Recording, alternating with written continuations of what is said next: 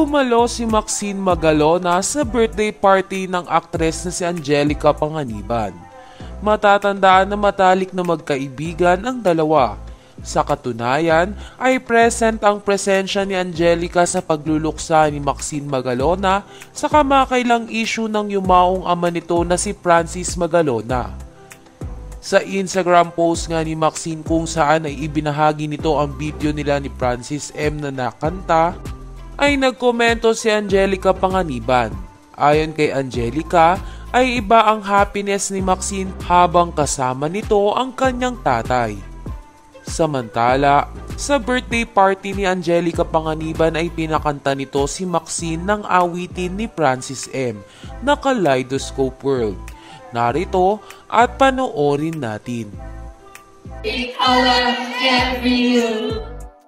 It's represented by you. Take a slide, take a slow. Take a look with the kaleidoscope. Sa kabilang banda ay agad na naiintindihan ng netizens kung bakit pinakanta ni Angelica si Maxine Magalona.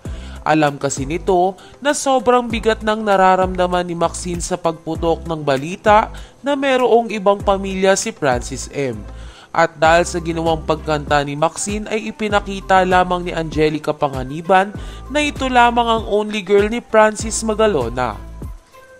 Gayunpaman ay kahit patuloy ang ginagawang ingay ni Abigail Rait ay nananatiling tahimik ang pamilya Magalona. Lalo na si Maxine na tila ba walang pake sa patuloy na pag-ingay ng kanilang mga pangalan.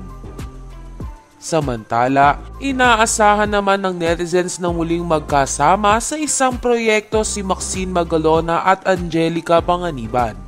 Anila ay isa itong paraan para panandali ang makalimot si Maxine sa lahat ng kanyang kinahaharap na problema.